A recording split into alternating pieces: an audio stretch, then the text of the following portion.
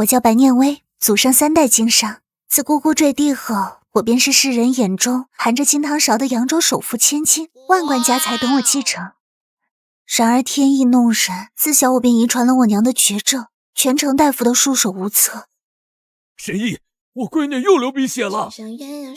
小小姐这遗传病会让她气血亏空，唯有成年后找个极阳之体的男人做相公，阴阳调和后才可痊愈啊。后来阿爹以180车嫁妆悬赏全城，终于找到一对极阳命格的双生子做我的童养夫。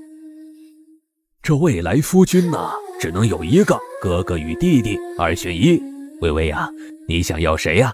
自然是要长子，双生次子生来不祥，哪配得上首富千金？错了，我女儿喜欢的才是宝，不喜欢的就是草。大哥哥，是你！我终于找到你啦！你还记得我吗？小时候我左丁，是你送我回家，我便把玉佩送给你。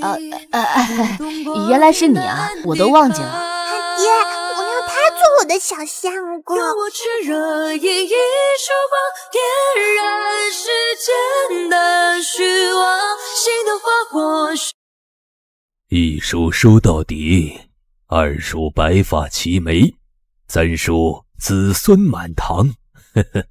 没想到一眨眼小丫头就长成了大姑娘。微微啊，今日你便要出嫁了，只可惜你娘亲走得早，只能由我送你了。哎呀，真怕你会在夫家受委屈。阿爹放心，这些年我虽在养病，与盛大哥见的不多，但我相信他会是个良配。也罢，他为你冲喜，你这遗传的绝症便有救，此生定能平安如意。都是镜花水然而大喜之日，我没有等到娶我的新郎，是等来他的棺材。婚事成了丧事。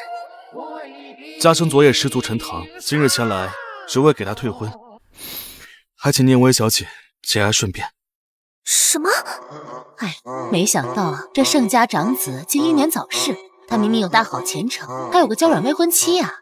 盛家本就家道中落，现今只剩下个面貌狰狞的双生弟弟，如何撑得起世家门庭？白兄，咱们这亲家真是有缘无分啊！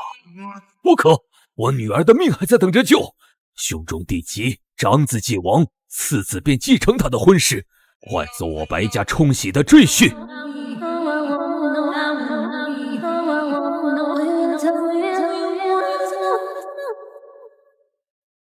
我叫白念微，是扬州首富之女，自幼遗传了娘亲的绝症，阿爹便为我寻来极阳之体的童养夫，给我做救命良药。然而大婚当天，我却等来未婚夫死讯，为了小命，只好换新郎，王夫的双生弟弟盛廷安。盛廷安，我知道你是被逼入赘，我们虽毫无感情，但我会对你负责的。毫无感情，也对，不才冒丑，怕脏了你这位娇滴滴小新娘的眼。正好，我也不喜欢病殃殃的女子，索性分床睡，各不相干，如何？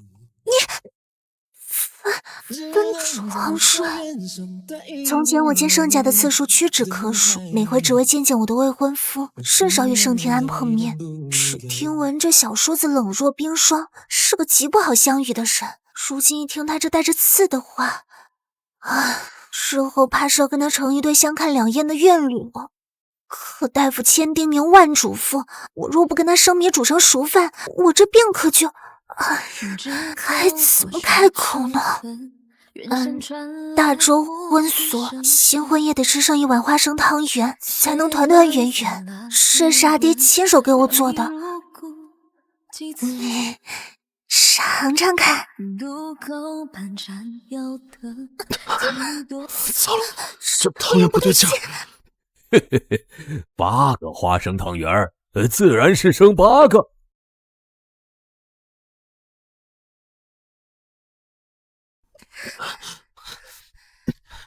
白念微，你小男人想疯了！倘若今日的新郎是哥哥，你可还会用这种下作手段？还是说早已投怀送抱，翻云覆雨？什么下不下作的？你是我赘婿，小姐肤白貌美大长腿，你哪儿吃亏了？今日本小姐要定你了，你不从也得从。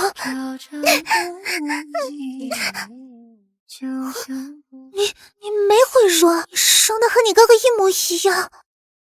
大眼角这颗泪痣好熟悉，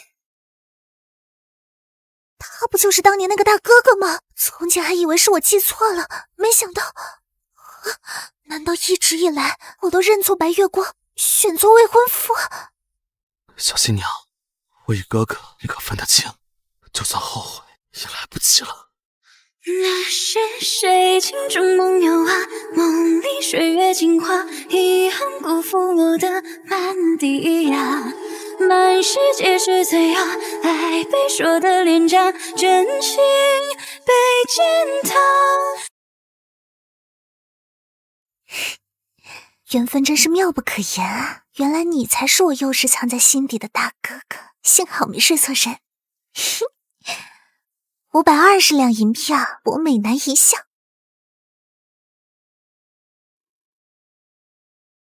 初次成亲，多多指教。这些便是给夫君的私己钱。不愧是商贾世家，老狐狸生的狐狸崽儿，打得一手好算盘，用完就扔。在你眼里，我便只值20两吗？美男好，美男妙，美男相公顶呱呱。哎呀，嘴毒是毒了点儿，但香香软软还挺好亲的。不好了，老爷，小姐又流鼻血，犯病了。不是，分明是郎君身材太惹火，想男人想的。但当年我认错时，盛天安为何任由他哥哥冒名顶替这桩婚事？他就那么讨厌我吗？不才冒丑，怕脏了你这位娇滴滴小新娘的眼。正好，我也不喜欢病殃殃的女子，索性分床睡，各不相干。算了，女追男隔层纱，日久见人心，没有感情，那就培养感情嘛。令千金如今脉象平稳，这是阴虚之症有所好转呢。但一回不行，还得多来几回。多来几回？微微别慌，1碗花生汤圆啊，足以扑倒他。不行，多来几碗，爹给你下猛料。爹知道这门婚事委屈了你，但眼下全城也找不到第2个吉阳之体了。等你病好了，便将这赘婿休了。男人如衣服，下一件更好。爹，我这辈子就认定这一个夫君了，不撞南墙不回头。盛天安去哪儿了？今日不是赘婿回门吗？我特意换了身衣服。小姐，姑爷他独自回家了。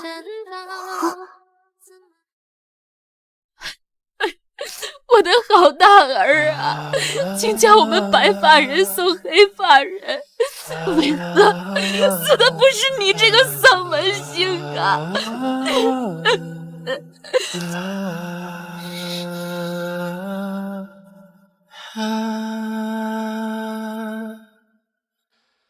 平安，如今盛家门庭衰落，你为首付千金的赘婿，你便找妻主支个1万两黄金如何？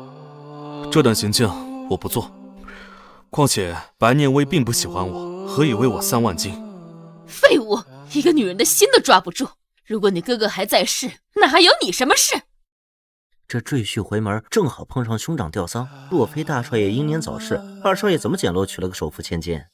但这婚事啊，到盛宇年头上是正儿八经的成亲，到他头上便只配入赘做倒插门呢。毕竟俩人虽是双生子，可一个耀眼若天阳，才高8斗，一个暗淡如微尘，资质平庸。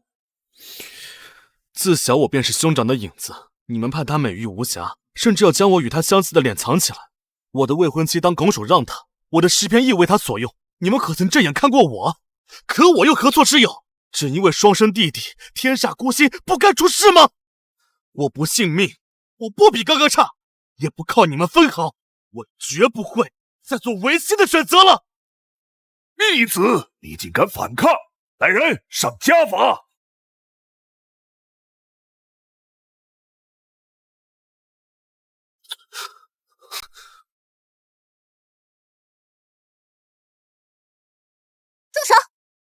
谁敢动我夫君？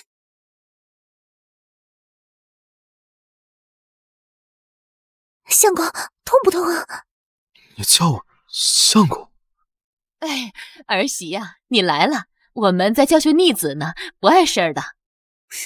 他是我白家的赘婿，生是白家的人，死也是白家的鬼，你们凭什么滥用私刑？既如此擅作主张，那盛家欠白家的账，便等着将祖宅卖掉，喝西北风，才一笔勾销吧。不要啊！身上的伤可好些了啊！对了，相公，我见你行李装的都是书，想来你受科举的念头，便命人给你收拾了间书房，往后你可以在那儿温读诗书。还有，以后都不必戴着面具，盛庭安就是盛庭安，不是谁的替身。往昔暗尘不可追，我为无父，拨云见月明。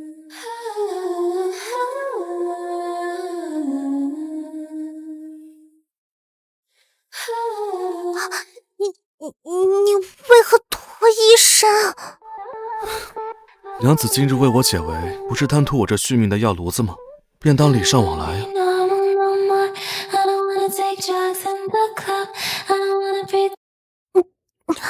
我没有，你都受伤。是这受伤了，可那还好。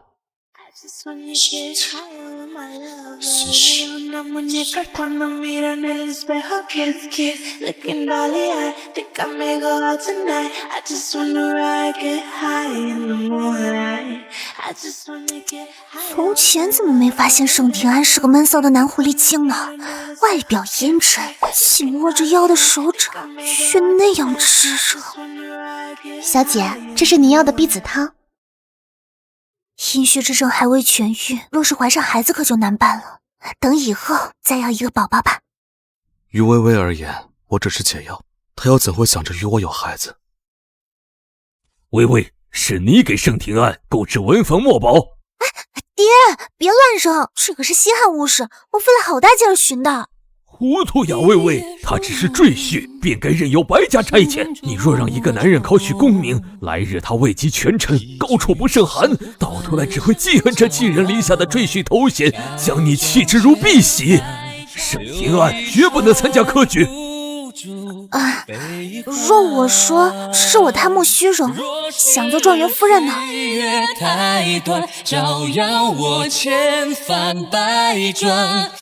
白家贵为扬州第一商贾世家，供一个状元郎出来还不简单吗？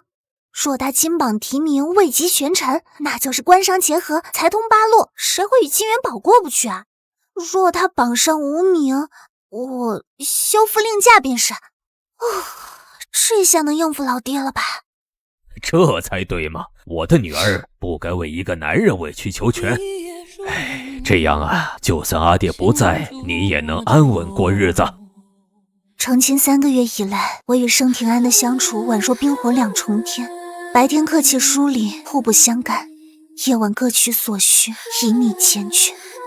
我知晓这桩婚事到底是强人所难，可我总以为日子久了便会好的。然而春闱在即，我却发现他备了一本账本，上面密密麻麻列着清单，大到华衣墨宝，小到油盐酱醋。原来他始终将我当作外人，纵使我想修补我与他之间的关系，也走进不了他的心。相公，你算得这么清，是早有预谋摆脱白家。我会给你想要的一切，但求其主届时一封放夫书，还你我自由。从未想过，有的人在计划未来，有的人早已计划离开。放夫书，从未想过，有的人在计划未来，有的人早已计划离开。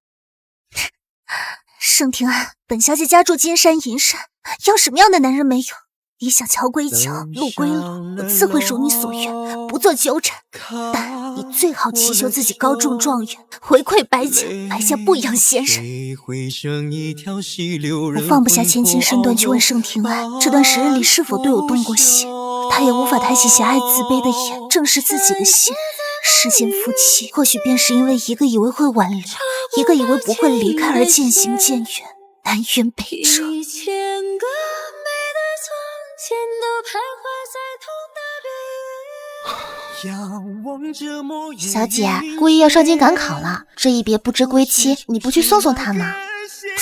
我送他做什么？他还能走丢不成？小姐就是嘴上逞强，心里还是舍不得，否则怎会日夜在佛前祈福，盼姑爷衣锦还乡？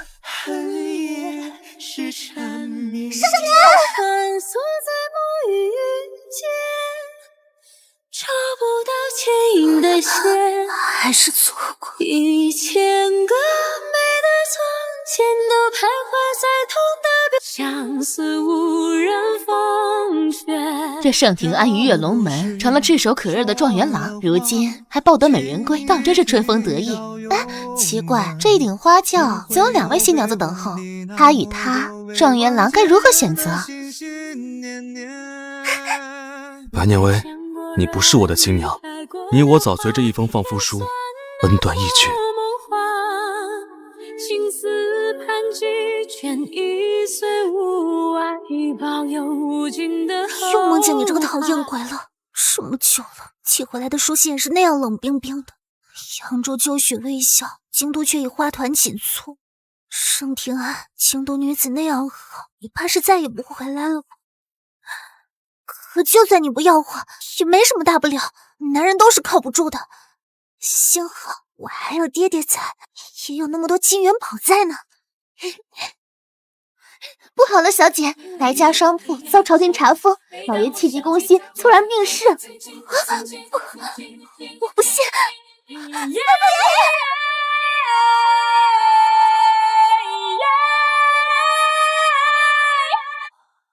封，这封上金银珠宝通通搬走，一个铜板都不准剩。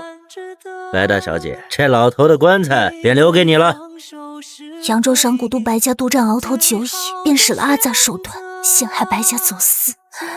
爹爹将我保护得太好，以至于面对这些风雨时，我竟不知所措。可再害怕，也要挑起白家的大梁，否则爹爹在天上见了，定会急得团团转。我将下人遣散，诸事安顿后，忍着伤心，操办爹爹葬礼。首富千金，一朝跌落泥泞，能再飞回高贵的枝头吗？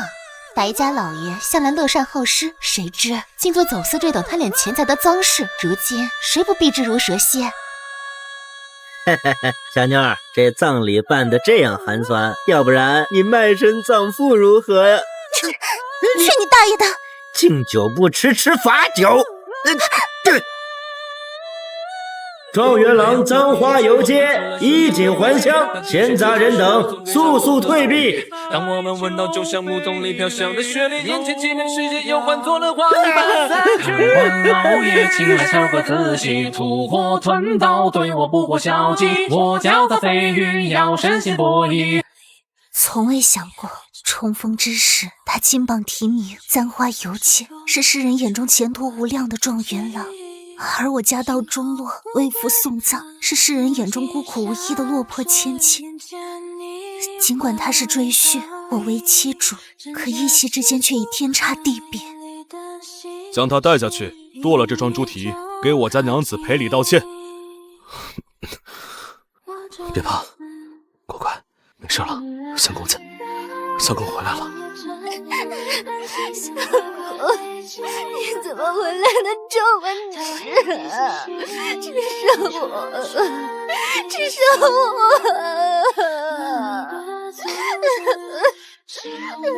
后来，盛庭安带我离开了扬州这片伤心地，前往京都任职。他说圣上器重，被破格擢升为翰林学士，在外给了我最大的体面，锦衣玉食，杜绝鹰眼，在内相敬如宾，绝口不提休夫之事。我们似乎真成了一对平凡的夫妻。直到长公主痴恋他的绯闻闹得满城皆知。你便是盛学士的糟糠妻，听说你出身商贾之家，士农工商，商最末。你来京都3个月了，从不参加贵女宴会，也不知是你不合群，还是盛学士觉得你上不得台面。毕竟盛学士因是个末流赘婿，对仕途有影响，才迟迟无法升官。依本宫看，你不适合当盛庭安的官夫人。这一世，随云逝。依本宫看，你不适合当盛庭安的官夫人。微微，回来了。朝廷赏金下来了，从前我在白家花费的银子，如今尽数归还，你清算一下。1万两银票，还是到了划清界限这一天，终于能够不欠微微，堂堂正正的站在他面前了。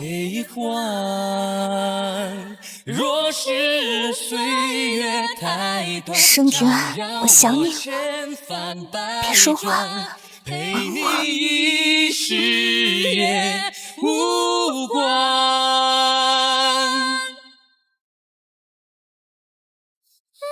最后1万是你欠我的，你说的对，我就是贪图你身子，今后便不劳烦盛郎君。盛庭安是君子，怜我孤苦无依，自然没在我最绝望的时刻落井下石。但我与他早就该像一开始说好的那样，与他一封放附书，还彼此自由。况且轻度规矩多，我只会拖累他的仕途。我还是愿意做异于水乡里最平凡的女子。心中筑魔咒。我想继承阿爹的事业，但为了躲避仇家，便跋山涉水的带着1万两银票到西域经商，隐姓埋名为白宁。在盛庭安眼里，我应当是个肩不能扛、手不能提的娇气大小姐，他怕也想不到我能远赴极寒之地吧。纵使女子立业艰难曲折，这一次我也不会退缩。然而，大夫，我的病不是痊愈了吗？为何如今又复发了？你如今的阴虚之症，皆因腹中胎儿牵动所致，孩子生下后也会遗传。孩子？我喝下避子汤，竟还是出了意外，还请大夫给我备1碗红花汤，我不能让孩子来人世受苦。小姑娘，别担心，你母体的阴虚之症已非绝症，到她身上也只是小毛病，她成年后就会痊愈了。你若是不要这孩子了，将来你的身子也很难有孕。这会是我唯一的宝宝了吗？后来我怀胎10月，生了一个贴心的小棉袄，取名为白璎珞。眼见他从努力向我爬来的婴孩，长成3岁所要娘亲抱抱的小妞，他就像上天赐予我的礼物，温暖了孤身在异乡的我。而我在西域开的胭脂铺，生意一蒸蒸日上，人人尊称我一声白东家。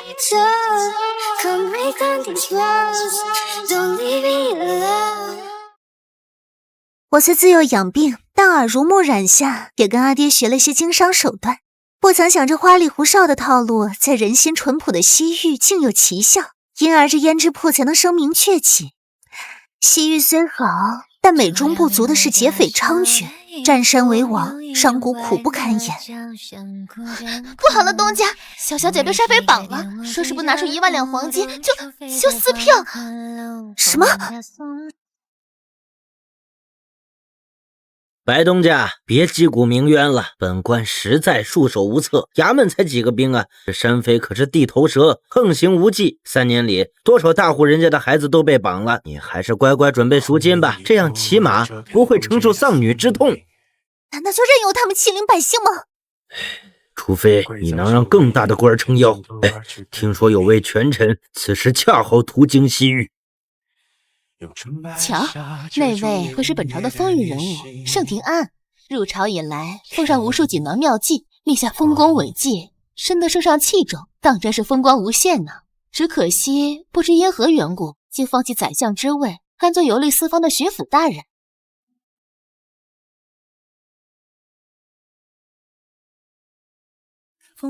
盛大人们取经下凡，倒是颜如玉，但听说这样的好男人是个妻管严，妻子还常年冷落他。成婚这么久，想来是感情不睦，连个一儿半女都没有。果然我前脚将这个赘婿休了，后脚盛庭安就二婚了。兴许娶的就是那位给我下马威的长公主吧，挺好，都挺好。他有他的新生活，我也有我的小日子。只是如今为了女儿，不得不有交集。盛大人，这是邻桌的客人见你玉树临风，赠您的点心。昔日山匪猖獗，求盛大人擒奸贼，除恶患，还我女儿平安。果然是你，这自己无论过了多少年，如何变换，我都认得出。白念威，你竟逃到了西域。不露面，盛田安便不知道我是谁了吧？他作为君子，定不会对烧杀抢掠之事坐视不理。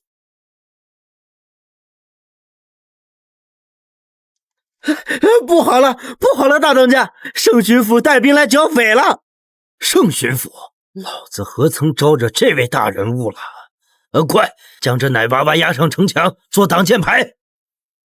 盛大人，西域这小地方，何须劳烦您出马？您便打哪儿来打哪儿回，退兵吧，否则老子便宰了这奶娃娃。你在逼本官做选择？哼！你以为本官会在意一个孩子的性命吗？牺牲他一人，换取无数孩子平安，不是很划算？今日本官便是要踏平此处，一个都不能活下来。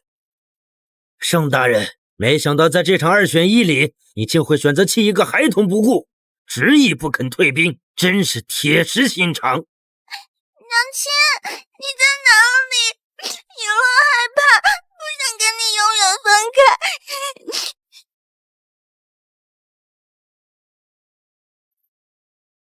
那冷却再浮现不变。娘亲，我在天上看见美男子了。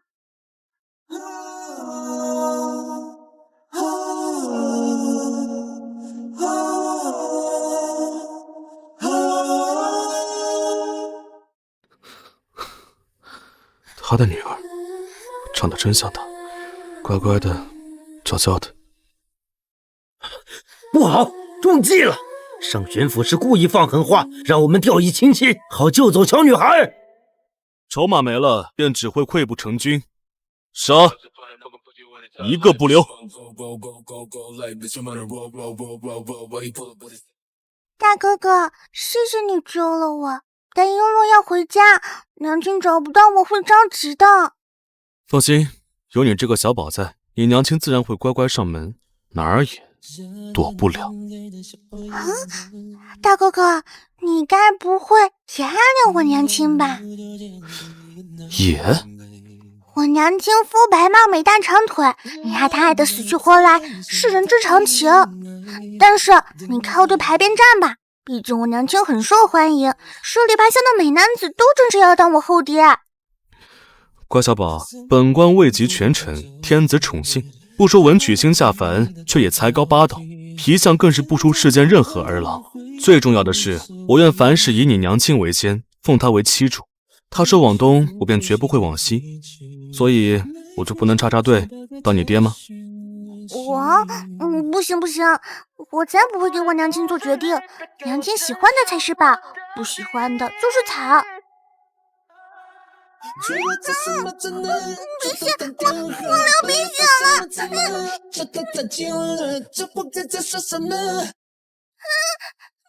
血，大哥哥，我流鼻血了！还不快传大夫！盛大人，应该只是小娃娃上火罢了，犯不着请大夫。不，他手脚冰凉，绝非如此简单。报！盛大人，孩子他娘找上门来了。小璎珞，没事了，吃了糖丸就没事了。娘亲，正值夏日炎炎，姑娘却穿得严严实实，是生怕自己露脸被仇家碰见吗？民女不巧过敏，身上起了红疹，未免有伤市容，这才出此下策。暂且依你所言，本官不予深究。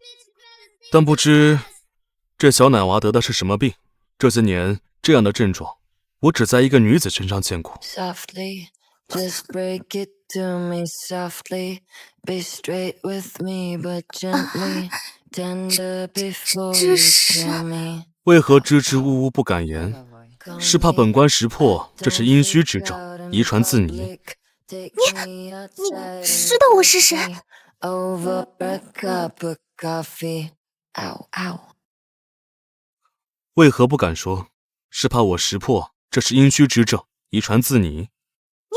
你知道我是谁？我见过软语开过的花，人算到说梦话。青丝盘几圈，一岁无爱，一把无尽的后怕。我敬你万千时光走马。微微，我将镇上请旨做巡抚，走遍大江南北，只为寻你。你的身影，你的音容，你的一切，我都刻骨铭心，又怎会认不出？盛庭安，难不成你想报复我？当年我家逼你做赘婿，你寄人篱下，想来是不好受。可如今你我恩怨已随着一封放夫书了结了，你都另娶新妇了，还不能冰释前嫌吗？我才没有另娶。白念威，这放夫书未过官府，便做不得数。京城谁人不知我是你白念威的赘婿？原来传闻中的妻子是我，那这些年我岂不是连累了他的生命，让他娶不着老婆？毕竟哪个女子乐意无名无分地跟着他？现在看来，他这样着急，甚至放弃了高官爵位都不惜找到我，也合情合理啊！盛大人，没事的，没事的，你想补办离婚啊？早说呀！ It started off just a touch innocent like rain. 盛大人，没事的，没事的，你想补办离婚啊？早说呀！你，我才没有另娶，更不要补办。微微，我没有同意你休夫，你凭什么不要我？我这些年人以赘婿自居，生是你白家的人，死是你白家的鬼。你要对我负责，不准再丢下我。几年没见，那向来阴沉冷峻、对我爱答不理的赘婿，竟像换了个人似的。这血然玉砌的小媳妇儿一样楚楚可怜，这一滴泪可真是落尽。不对不对，色字头上一把刀啊！香口也酸得这么轻，是早有预谋摆脱白家。我会给你想要的一切，但求妻主届时一封放夫书，还你我自由。在我面前的可是睚眦必报的权臣啊！我不能被眼前的表象所迷惑。盛大人，你救了我的女儿，我很感激。这1万两银票便是报酬。我们之间就该像你当年那样，事事明算账，一码归一码。抽空找个时间办离婚吧。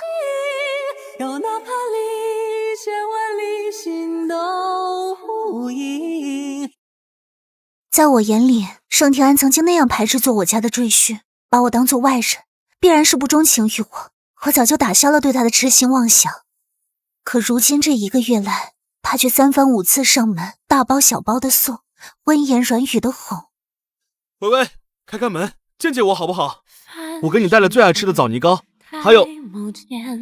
忽然月上缺，红尘是花三千，大雪零落的吃的我收下，孩子想吃，但请盛大人自重，别再来了。大人的事情真奇怪啊！幸好我白念威如今都是孩他娘了，坚决不为美色所动，屡屡请盛庭安吃闭门羹，生怕多瞧2眼便旧情复发。只是这厮死缠烂打的举动，实在是让我百思不得其解。莫非真是得不到的才是白月光？还是说这高高在上的权臣，生怕被人扣上抛弃糟糠之妻的帽子？然而当我每次想去官府办离婚，了结这段冤家孽缘时，奇了怪了，连续1个月，这些官差不是抱病在身，就是有事要议，排队都排到天荒地老了。无论如何，这文书都不能盖章。若是拆了本官的姻缘，本官便拆了你们这官府。懂？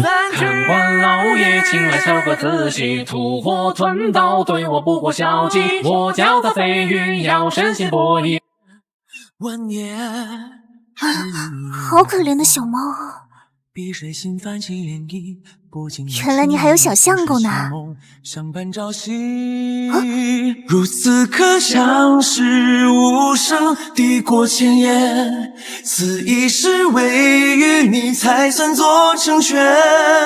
连猫崽都成双成对，微微，我们再试一试，在一起好不好？既然这婚迟迟离不了，那便说明老天要给我们一次机会。我不想就这么放手了。我何处不如你意？你说，我一定改，改到你喜欢。盛庭安越是反常，我心里便越是发慌。曾经希冀的深情，如今没来由的摆在眼前，我竟不敢触碰。索性我一咬牙，一闭眼，想了个一劳永逸的好法子，重金请了个挡箭牌。盛大人可以不离婚，但这位是我新招的赘婿，名叫小白，你可愿意与他共侍一妻？白念威，你在羞辱我，我的忍耐是有限度的。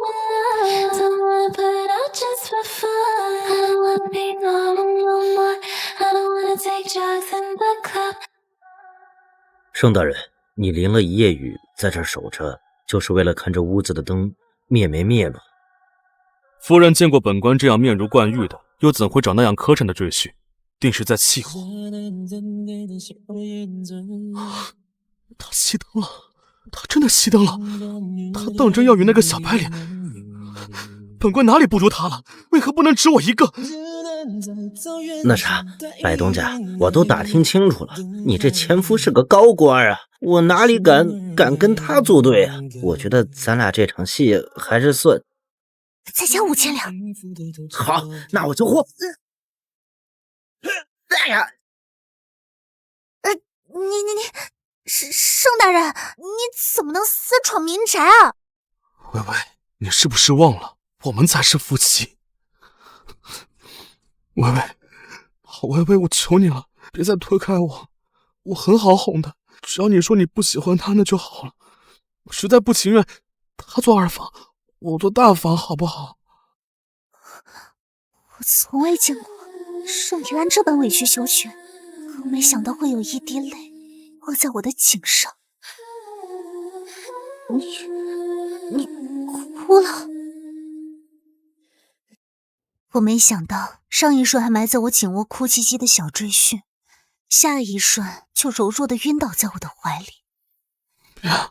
别丢下我，微微，你是我的妻主，你怎么样都可以。额头好疼，不好，这呆子怎么突然发烧了？夫人，盛大人真的很在乎你，你怕是不知道吧？在京城，盛大人为你守身如玉，拒绝无数名门千金，连当朝长公主的橄榄枝都视而不见。盛庭安，我都打听好了，你自幼处境坎坷，那座居着你的小城，哪里比得上繁华的京城？你不该入乡随俗，摒弃从前，做金尊玉贵的驸马爷，不比做寄人篱下的赘婿要好吗？过去再不堪，臣的妻子亦是臣唯一留恋的，臣不会弃她。盛大人还废寝忘食地搜集翻案证据，在朝堂上为白家洗刷冤屈，你再也无需隐姓埋名，躲避藏匿了。并且这大包小包的礼物都是他孤零零地走遍大江南北，在每一个地方买的手信。他总想着有朝一日与你重逢，带给你一份欢愉。盛大人从来没有忘记。更重要的是，他每天晚上，我都不惜地说他那泪眼汪汪的丢人样来。媳妇儿为何不要我？是我哪里做的不好吗？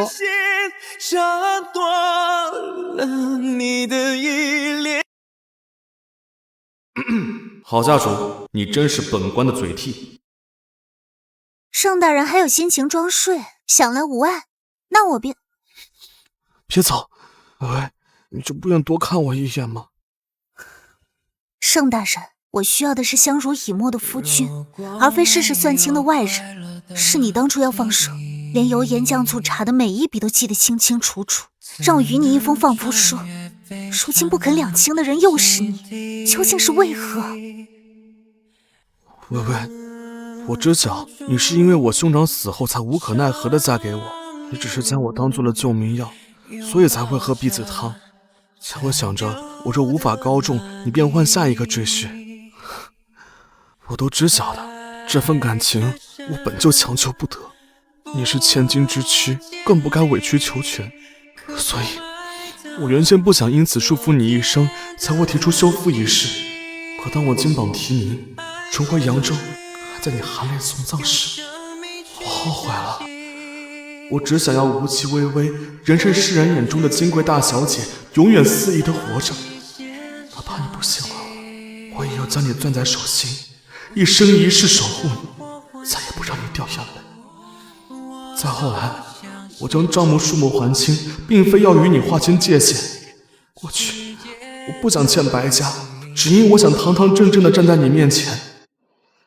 自以为这样，你或许就能喜欢我一点点，我们的婚姻就能是两情相悦，而不仅仅是一场交易。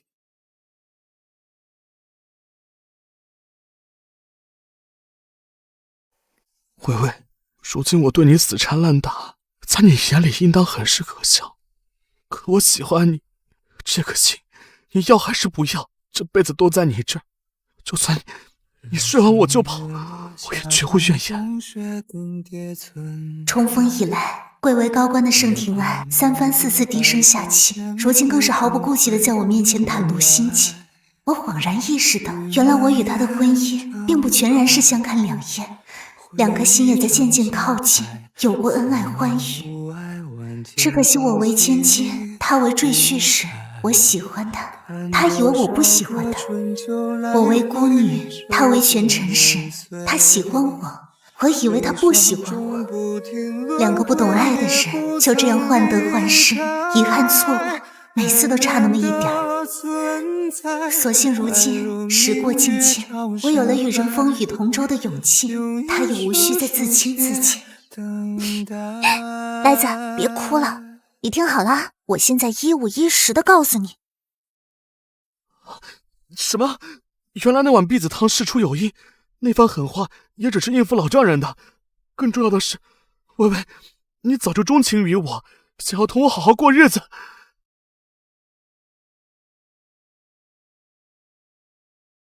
这个大哥哥最近怎么见了娘亲就哭唧唧的？小娃娃，你还不懂，男人不哭，女人不爱，男人的名分啊，是靠哭出来的。还有啊，你该改口叫他爹了。与盛廷安破镜重圆后，他非要我当着他的面将放符书烧得一干二净，仿佛连带着曾经那些嫌隙一并焚毁，更是时常高调秀恩爱，与我一同带着小璎珞这个萌娃出门炸街，打破了夫妻不睦、膝下无子的传闻。可我万万没想到，不久后他竟又一次拒绝了圣上回京城当官的提议，奉着宰相之位不要。我不解询问，他却只是笑着看向我。京城规矩那样多，怎能拘束了我的微微？有你在的地方才是家。妻主是天，妻主是地。我这个小小赘婿呢，日后荣华富贵还需仰仗妻主，每月记得给我20两私房钱就好。后来新春将至，瑞雪飘舞，他收拾行李要带我回扬州过年。白家商铺还有13叔、邱丈房，老伙计们怎么都在？小姐，自白家翻案后，商铺也都解封了，盛大人将我们都雇回来，每个月付我们工钱。哦，至于这个商铺营地也都好好放着呢，等着交给你呢。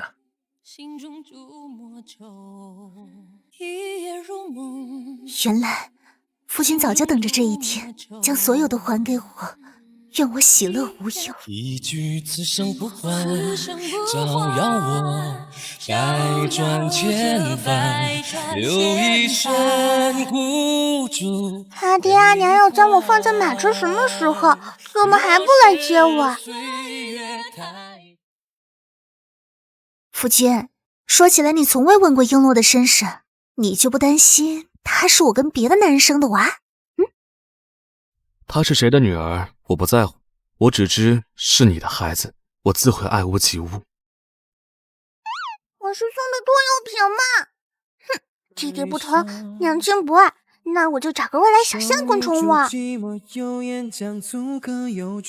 好可怜啊，小哥哥，天这么冷，你来我家吃团年饭吧。告诉我，如果爱情像道菜一样，盘旋多少年该放几两？什么时候才加进真心的煎熬？